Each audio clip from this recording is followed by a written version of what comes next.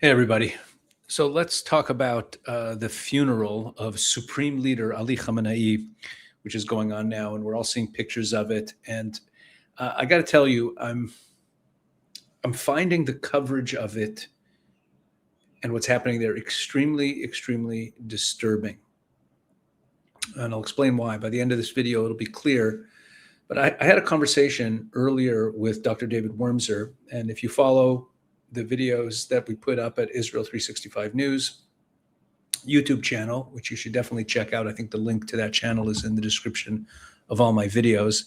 And once a week for the last few months since the Iran war started at the end of February, we've been putting up conversations between me and Dr. Wormser. Dr. Wormser is one of the world's leading experts in the Middle East, served in multiple White Houses and in the National Security Council, and is a senior research fellow at the Center for Security Policy in Washington, D.C. And I have these conversations with him about the Middle East every week. You don't want to miss those. So if you've been missing them, go over to Israel 365 News. Shameless plug. But we were talking about the funeral, and he said something that was kind of stating the obvious, but we really need to say it. If you're at this funeral and you're a leader of one of these other nations that's there, Pakistan, Saudi Arabia, what are you saying? You're giving honor to someone who is a mass murderer, what are you saying? Could you imagine someone honoring Adolf Hitler in 1945, having a funeral for him and people, heads of state, going and honoring him? Who would go? What would it mean? What does it mean about your view of the war? How could you, as Pakistan or Saudi Arabia or Qatar or Turkey, how could you express your condolences here? Ali Khamenei was killed by President Trump. The Pakistani leader called him a shaheed. He called Ali Khamenei a martyr. What does that mean about the person who killed him? What does that mean about the just nature of this war? I don't know how the Americans are letting that go by. Anyway, we talk about that in that conversation. We talk about a lot more, but let me get into this funeral here. I got a number of things to say about it. So let's start with this. This is a post from Mossad Commentary, a very popular X account. This is a creepy funeral of Ayatollah Ali Khamenei, despite no apparent presence of Mujtaba Khamenei. That's another thing we got to talk about. Mujtaba, is he dead? No one has seen him since the first day of the war. And I talked about this with Dr. Wormser as well, about what that means, what that symbolizes. And they claim that he's still alive and that he's still running the show, but no one has seen him. There hasn't even been a recorded message of him, only written messages, apparently written by him, written messages. So apparently, if they admit that he's incapacitated or dead, then there's no supreme leader, then the whole regime falls apart. So they need to have a supreme leader, but they also can't go through a selection process of a new supreme leader because there's all sorts of rival factions. So they have to keep it that Khamenei's son Mujtaba is the supreme leader. Maybe he's alive, maybe he's dead, but he wasn't at the funeral. There are enough brutal dictators and their loyalists in one location to alert the world to where each one of these countries and their representatives stand on human rights abuses. This guy murdered tens of thousands of his own people, not to mention many thousands around the world.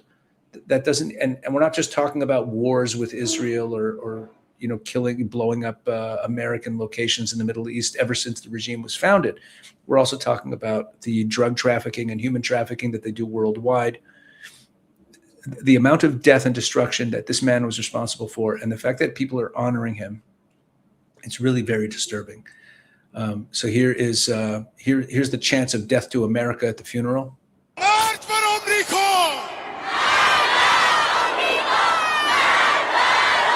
Right, chanting death, Marg Bar Amrika. Marg Bar Amrika is death to America, and they also, of course, didn't leave out Israel.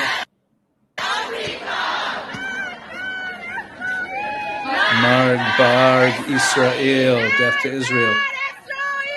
And people sometimes think that this is just rhetoric. Yeah, death to America, death to Israel. They don't really, they don't really mean it. Of course they mean it. Look at their behavior over all the years. This is the man that they're mourning, the person who built this society, who ran the society for like 40 years, was that was wholly devoted to sowing death and destruction all over the world. And they're at this funeral. Anyway, so Trump was surprised at the crowds, the massive crowds at the funeral. I thought people hated him. Trump shocked over Iranians mourning Khamenei. U.S. president adds in phone interview with Axios that he could eliminate everyone attending the funeral, but there'll be no one left to negotiate if he goes ahead with this threat. I think that would be a good thing, actually. Trump tells Axios that Iran and the U.S. decided to take a break from talks until after Khamenei's funeral. Well, there's incentive for them to make it last as long as possible. Are they going to subtract those days from the 60 days? Look, Trump is looking to extend this thing. We're in a tough spot here. Neither side will shoot the other during the funeral proceedings, he said. Very, very nice. That's so nice. Now, Trump was shocked. And when it says that Trump was shocked over Iranians mourning Khamenei, so I have two comments here. First of all, there are 90 million people in Iran. Probably a couple million of them are loyal to the regime. And they're coming out. Okay, but it's not just that. See, what it made me think about when it said that Trump was shocked over the Iranians mourning Khamenei, we've seen this a number of times from the beginning of this whole saga with Iran, where American officials have been surprised or shocked or confused about Iranian behavior. We saw J.D. Vance say it last week that he was a little bit confused about the Iranians. Why do they deny that we're making progress when we are making progress in the negotiating room? And we had Steve Witkoff right before the attacks began at the end of February saying that Trump was a little bit confused about why aren't the Iranians capitulating. It's like they just didn't do the homework. And there's an article that you have to read. I've quoted it before. Phenomenal article that was written a long time ago. It was written, it's listed here as June 2026 because it got reposted to this website at the time. But it's an old article that was written about 15 years ago by Harold Rode. Dr. Harold Rode was he was a senior advisor to the Secretary of Defense on the Middle East and specifically on Iran for 28 years. Let me read his exact bio line. He served for 28 years as an advisor in the Islamic world in the office of the U.S. Secretary of Defense. Okay, now Harold Rode is fluent in Persian. He lived in Iran for years. He knows the culture very well. He also speaks Arabic. He is one of the experts in the Middle East. I've had the honor of meeting him and getting to know him a little bit. Really a tremendous expert. He actually lived in Iran during the time of the Iranian Revolution. And he wrote this article, The Sources of Iranian Negotiating Behavior. Okay, just look that up. Harold Rode, R-H-O-D-E, The Sources of Iranian Negotiating Behavior. Just put that in and you'll find it posted. There's a number of sites that have posted this text. And one of the things he talks about Iranian culture, I want to jump down. It's point 6 in the article. And I want to read it to you. When the Shah's regime began to totter, many people who had been loyal to the Shah for years went over to the side of the Islamic Revolution. They did this overnight, hoping to protect themselves, their families, their investments, etc. It's extremely difficult to know precisely where an Iranian's loyalty lies. What matters most to Iranians is survival. Iranians will often make bargains as a means to protect themselves, not as a means of aligning with like-minded individuals. Iranians are typically not willing to sacrifice much, let alone their lives, for an idea or for a leader. And when they do, it's almost always as part of large groups. Opinions and deeply held beliefs are secondary. Most Iranians are prepared to diametrically change their opinions the moment they perceive it to be in their interest to do so. Before the revolution, an American noted that a certain family in Tehran, and he's talking about himself, that a certain family in Tehran hung pictures on the living room wall of themselves with the Shah and the Shah's wife. This family had many American friends. When the mullahs took over in 1979, this family remained in Iran. This seems strange since to the outside observer, their wall pictures and friendships with Americans were recipes for trouble with the new regime. About 5 years later, another American visited this family in Tehran and dined at their home. The American visitor was told by their mutual American friend about the pictures that had been on the wall. The American visitor noticed that there were photos on the wall of this family with senior mullahs taken about 10 to 15 years previously. After dinner, while drinking coffee in the salon, the American visitor casually mentioned that their mutual American acquaintance had described a very different set of pictures on the wall. The family members laughed and said, "Tell our mutual American friend that the pictures now hanging on our walls were in a very safe hiding place during the previous regime. And tell him also that the pictures he remembered from before are in that very same hiding place." Iranians, in short, believe that they must be ready for anything, and these pictures were proof that whatever happened, this family could demonstrate that they supported whoever was in power. Iranians have developed a fine sense of being able to know the exact moment to display whatever pictures or other evidence they need to prove fidelity. And then he has this next one. Keep your options open, have friends in every camp. Rulers can change their minds in an instant. Coups can happen without notice. For this reason, it is good to have connections, and especially relatives, among all groups vying for power. It is not uncommon to observe several sons of a single family aligned with various groups. One son may be in a religious seminary, others in various opposition groups, still others in the bazaar, in the business world. On the surface, it might appear that these sons hold views that are diametrically opposed to each other, but Iranians see this as hedging their bets. Regardless of who comes to power, their family and interests are protected. Okay, so, and you get the idea here. And what Harold describes, and you have to read the whole article. It's amazing. It's amazing that it was written like 15 years ago, and it like describes Iranian behavior. So much of the Iranian negotiating tactics that we've been seeing that I talk about on this channel, he lays them out here. And again, this is like more than a decade ago. I think he wrote it in 2010. It's an old piece. My point in reading these sections is not to disparage Iranian people.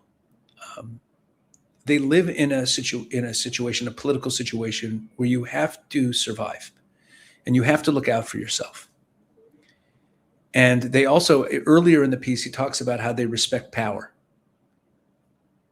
and if they see that the leaders are weak, then they'll turn on them. But if they see that they're strong and it looks like they're going to prevail, then they line up with whoever's in power if they think they're going to prevail, because they fear the consequences of turning against them, of being seen not to be loyal, and what that could mean. And I thought about all this when I read this piece that said that Trump said that he thought people hated them. He's shocked over the Iranians mourning of Khamenei because he's thinking like a Westerner. There could be millions of people in the street at this funeral who inside their own personal opinion can't stand Khamenei, but they see that the regime is not being taken down. They might have thought it was going to be taken down way back during the protests in January when Trump said help was on the way. But now they look at it and they say, you know what? It looks like the regime is going to survive. Trump's negotiating with them. It looks like they're going to be around for a while. And if they're going to be around for a while, I better show up at the funeral and chant death to America and be part of it and show my loyalty. Otherwise, I'm going to be pegged as someone who's anti-regime, and then I'm going to end up suffering down the road because people are going to say, hey, wait, that neighbor of mine wasn't at the funeral. That neighbor of mine wasn't chanting death to America. That neighbor of mine was. And therefore, they're in the good books. Okay, so you have to be very careful when you jump to conclusions, when you see these crowd scenes coming out of Tehran, understanding the truth about this culture. I highly advise you go read this article. Again, it's called "The Sources of Iranian Negotiating Behavior." It is incredible article. Now, last thing I want to show you is a despicable. This is just what I said at the beginning of the video about just imagine people honoring Hitler. And you might be thinking to yourself, well, who cares? It's all these evil dictators. But it's not only, it's also countries that America calls its allies. Could you imagine, again, a funeral for Hitler where American media would say anything positive about it or spin it in a positive way? Check out this 2-minute clip of an ABC News Australia coverage of the funeral. As you can hear behind me, the grief and outrage felt by mourners inside Tehran's Grand Masala is palpable, where the remains of Supreme Leader Ali Khamenei are lying in state, along with coffins of his family members who were also killed in the February airstrike. We've seen many mourners waving red banners, which symbolize calls for revenge, as well as posters with a fist. There are reports that Khamenei's body was found with his fist clenched, and the regime here is using it as a symbol of defiance and strength to galvanize their supporters. We cannot independently verify if this story is true, but it tells us something significant. This 6-day funeral is not just an opportunity for people to pay their respect to the former Supreme Leader. It's a carefully choreographed political event designed to tell the world that the regime is very much alive and very much in control of Iran, even if their leader is dead. And to project this image, authorities have allowed journalists from all over the world to come here, which is a very different situation from just a month ago. We're not allowed to leave Tehran or report on any other issues, but we have been given access to the ceremony here to get that message out. But for the millions of people who are expected to attend this funeral, there are many more who did not support the Supreme Leader and the regime he led for almost 40 years. The ceremony is expected to end in Mashhad on Thursday, where his remains are to be buried. This is unbelievable. Look at what she says there. She says that they allowed us in only to cover the funeral because they wanted to get this message out. And what's she doing? She's getting the message out. She throws in the line at the end about how there was a lot more people who were not happy with him. But this was a puff piece about the funeral. Could you imagine a piece like this about Adolf Hitler's funeral by a Western outlet? I mean, this just shows you the lack of conviction in the Western world, the fact that we even have things like this. And look on social media, you'll see more of it. People talk, oh, he was a spiritual leader. He wasn't a spiritual leader. He was a mass murderer. Spiritual? A religion that believes what they believe, that they want a death to America, death to Israel, genocide, apocalypse, a mass murderer. And you call him a spiritual leader? Talk about their grief, share this stupid story about him being found with his fist clenched. Anyway, whatever. That's my report on the funeral. I think that's enough talking about it. Hope you found it interesting. Please like, subscribe, share, all that. But I just think it just shows a lack of conviction to destroy evil. You say, oh, we'll take a pause from the war, let them mourn their evil mass murdering, genocidal maniac. We'll let them mourn. We'll be nice to them. It's pathetic. God bless.